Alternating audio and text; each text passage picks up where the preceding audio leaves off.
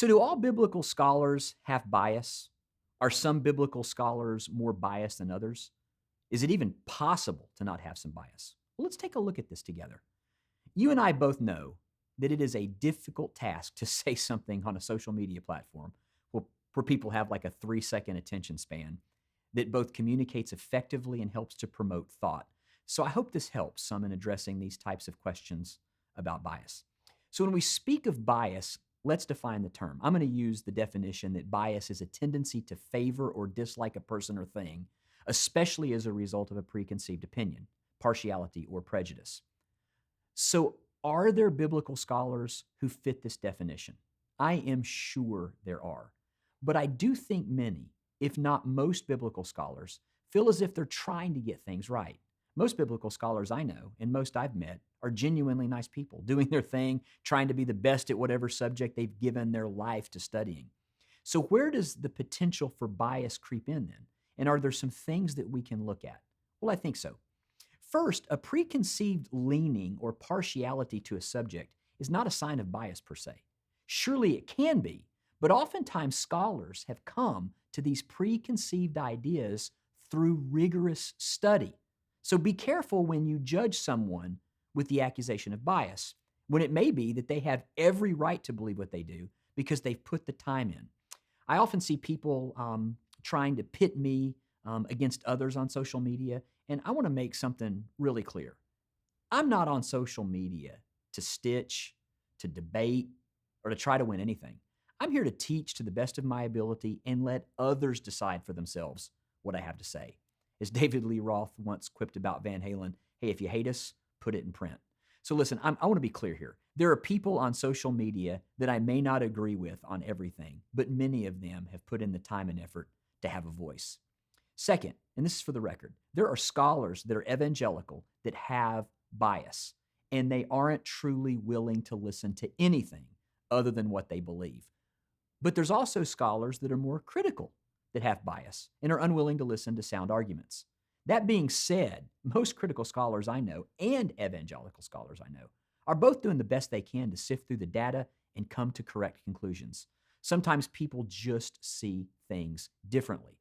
I often wish that my own tribe would be a little bit more charitable at times towards others, as we can sometimes not even come close to representing the Lord, which we say that we follow. Third, the real issue is not someone arguing for their position that they have well researched and come to conclusions on. It's when other positions are dismissed cavalierly, a priori, without any consideration given because of bias. That is what we want to look out for. These are the things that good scholars try to incorporate within their research. Not dismissing something too quickly, being able to truly wrestle with other well-researched voices and opinions. That's what good scholars do. Fourth, all scholars have partiality to certain presuppositions, so that's not the issue. The issue is, has the research and rigorous study been done to confirm the partiality towards a presupposition?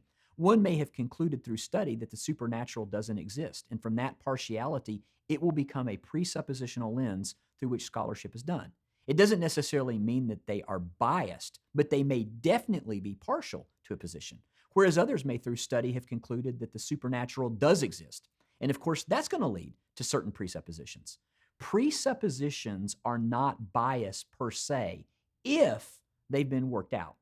Now, the presuppositions held by a scholar may certainly be wrong, but it doesn't mean that there's always bias. Now, obviously, there are certain people that are biased without the rigorous study needed to come to partiality, and that should be rejected.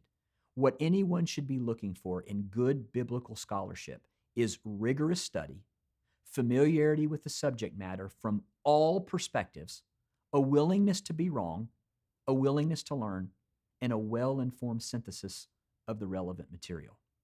Fifth, if you think that reading a few books and watching a few videos makes you a scholar, then honestly, you're part of the problem. Scholarship is earned. A voice is earned, or at least in my opinion should be.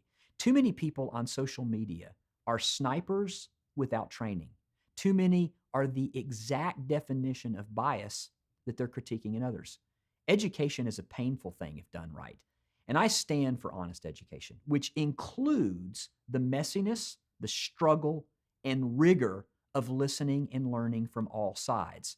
A proper education helps to hopefully keep one from massive bias, but indoctrination leads to a bias that becomes contentious, and unfortunately, it's often unseen in the very person who desperately needs to see it. Last, everyone, all of us, needs to be a little bit more gracious towards everyone. Not every scholar one may disagree with is trying to destroy everybody's faith and destroy God, nor is every scholar on the other side showing a lack of rigor and commitment to research because they already believe in God. There's plenty of bad scholars, but there's also a lot of people doing the best they can and truly come to different conclusion on issues. Those issues need to be tried and tested. There needs to be rigorous debate. There needs to be positions staked out, but it never has to be ugly, condescending, or demeaning. Partiality to well-researched conclusions that lead to presuppositions is not the real problem, but bias is, and ignorant bias is the worst form of it.